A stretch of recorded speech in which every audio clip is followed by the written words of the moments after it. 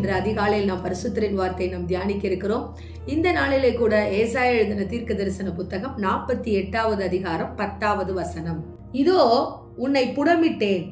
ஆம் தேவ ஜனமே, கர்த்தர் நம்மை பார்த்துதான் சொல்லுகிறார், இதோ இதோ நான் உன்னை புடமிட்டேன் என்று சொல்லி. எதற்காக? அவருக்காக நம்மை புடமிடுகிறார். யோசேப்பை கர்த்தர் பாதாள குழியில் போட்ட பொழுதும், ஆபிரகாமை கர்த்தர் அவனுடைய சொந்த தேசத்திலிருந்து அவனை அழைத்து வா என்று சொன்ன பொழுதும், கர்த்தர் அவர்களுடைய சூழ்நிலையில் அவர்கள் இருந்து பார்க்கும் பொழுது, ஐயோ இப்படிப்பட்ட சூழ்நிலை, எல்லா உறவுகளையும் விட்டு வர வேண்டியதாயிற்றே, இப்படி ஒரு குழியிலே என்னை தள்ளிவிட்டார்களே என்னுடைய உறவுகள் என்று சொல்லிதான் இருவருமே நினைத்திருப்பார்கள்.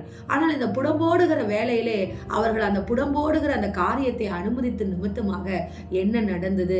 ஆபிரகாமை கர்த்தர் ஆசீர்வதிக்கிறதை நாம் பார்க்கிறோம். ஆம் தேவ ஜனமே, யோசேப்பை கர்த்தர் உயர்த்துகிறதை நாம் பார்க்கிறோம்.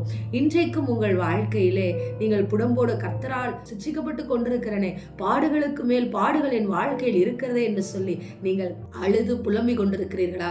இருதயத்திலே முறுமுறுத்து கொண்டிருக்கிறீர்களா? கர்த்தர் இந்த நாளிலே சொல்லுகிறார், நீ என்னை நோக்கி பார்க்கும்படிதான், நீ எனக்காகவே வைராக்கியம் பாராட்டும்படிதான், நான் தான் உன் இரட்சகர் என்பதை நீ அறியும்படிதான் இந்த சோதனையை நான் உனக்கு கொடுத்தேன் என்று சொல்லி கர்த்தர் சொல்லுகிறார்.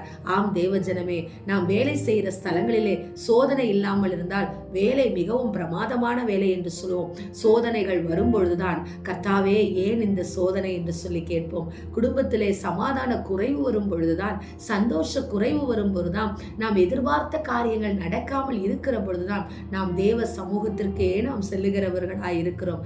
அப்படி என்றால் கர்த்தர் நம்மை புடம்போடுகிறதும் சரிதானே.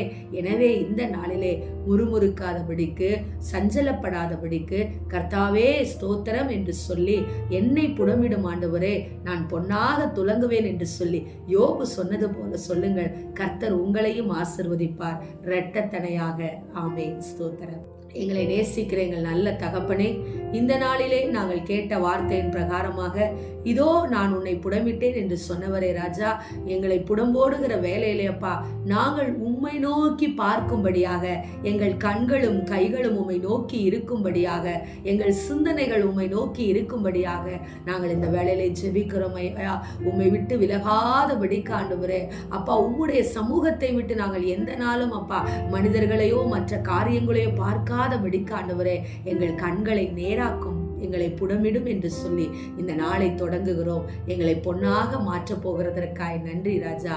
இயேசுவின் நாமத்தில் நாங்கள் ஜெபிக்கிறோம் நல்ல பிதாவே. ஆமென். Praise the Lord. ஹல்லேலூயா.